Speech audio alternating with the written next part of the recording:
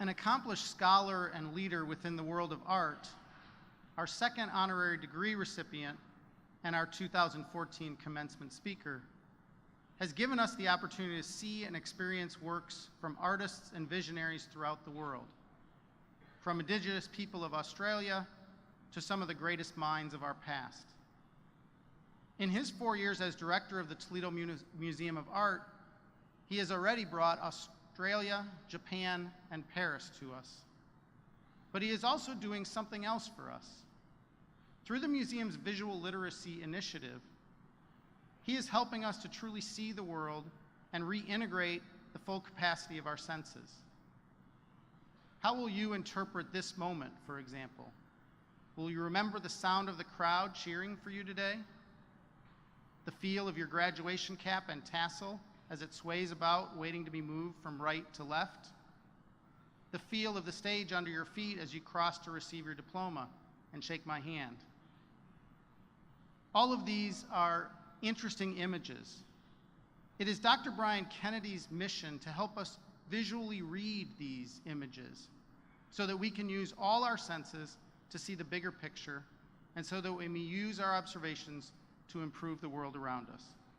Please join me in recognizing and celebrating Dr. Brian Kennedy, our second honorary degree recipient and our 2014 commencement speaker. Brian.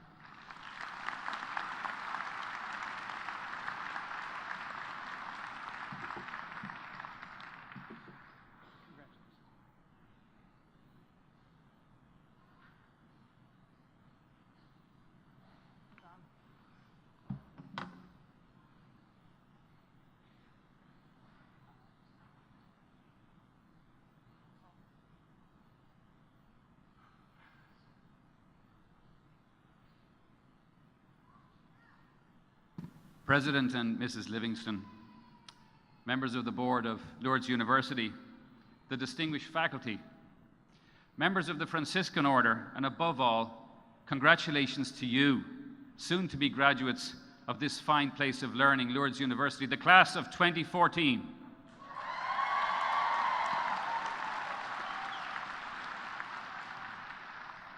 I express my gratitude for the great and humbling honor of addressing you today. I've always known the name of the French town of Lourdes. I grew up in Ireland at a time when it was very Catholic. And believe it or not, Lourdes was one of the only places that an Irish person could travel to without an individual passport, provided you were on a pilgrimage, of course. So what has your experience been, each of you here, of your time at Lourdes University? What did you learn? Look around you at the friends you made, the faculty that you admire. This is indeed a memorable and very important day for you. The world I grew up in is not the world of today. We've lived through one of the great communications revolutions in history. There's only been 3. When I was growing up, an apple was what you ate each day to keep the doctor away. And today, so many of us eat up our day with Apple iPhones and iPads. Who knew? Well, Steve Jobs knew. He had a gift of imagination. We all, each of us, have imaginative gifts, the opportunity to use our brains, to feel with our senses and in our hearts, to learn from others, to take our time. Or, as Imagine Dragons, a band you're probably surprised I've heard of, would say, I feel it in my bones, enough to make my systems grow. I live in the world of the arts, or what was called in the Dublin of my youth, the arts, or the arts, depending on where in Dublin you were reared. Now, to live in the world of the arts is to live in the world of imagination. Everything we see is an image, and images enter our memory. Imagination is the free exercise of the opportunity provided by our stored memories, like today. So how can you, the class of 2014, imagine your future?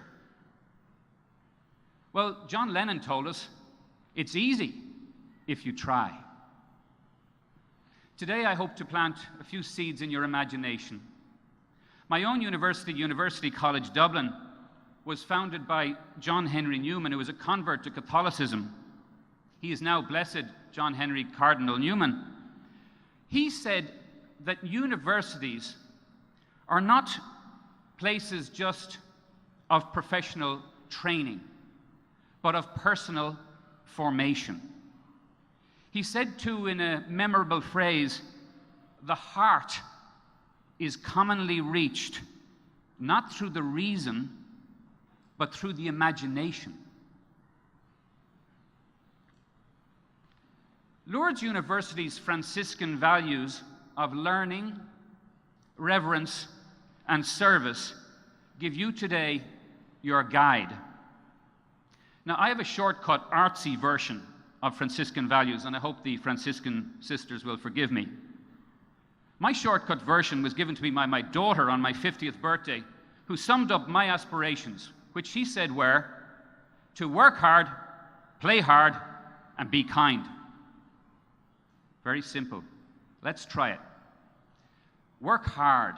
You've worked hard to get here today. Always be learning. Learn from your mistakes. Try not to repeat them. Take your time. Pay attention. Find a hobby that absorbs you, just as the world of art was my hobby that absorbed me. Learn to be present to your day. Be a human being, alive, ready. Read poetry to inspire your work.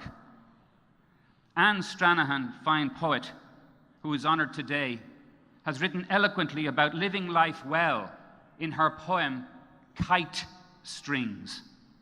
She writes, "The kite flutters, chatters, hums, hangs on, flaming red, drenched with yellow. Fixed in the space I watch each morning between the sky and heaven. Play hard. And by this I do not mean only party, but yes, have parties, lots of them. Celebrate with enthusiasm, especially great days like your graduation day. But when we say play hard, we also say play well. Have that hobby. My hobby of collecting art postcards that started when I was 13 led me to have 5,000 of them when I went to university at 18 to study art history. It made my life. I've spent so much quiet time absorbing works of art. This is playing hard. Find your way to a great hobby. If you have one already, love it. Be kind. Observe others. Find a mentor. Thank them. Always give back and pay it forward. Love nature and the world around you as much as my son does. St. Francis is surely happy that you're all graduating during the biggest week in American birding, when tens of thousands of beautiful warblers have landed in Northwest Ohio. Lourdes University is graduating kind students who care about others. You want to give back to your community. And there's so much need around us. Never be bored. There's always something you can do for others. Your university is led today by a scholar of theology, Dr. Livingston. And he well knows of the American theologian William Lynch, who advised us that reality comes as a shock when we first enter it. And indeed it does. But he also gave these beautiful words. Faith is a form of imagining and experiencing the world. So imagine your world, experience your world, and you will have faith. My final thought is learn to love. It does not come easy. Love your family in all their idiosyncrasies. Be kind. Give love, and you will find it.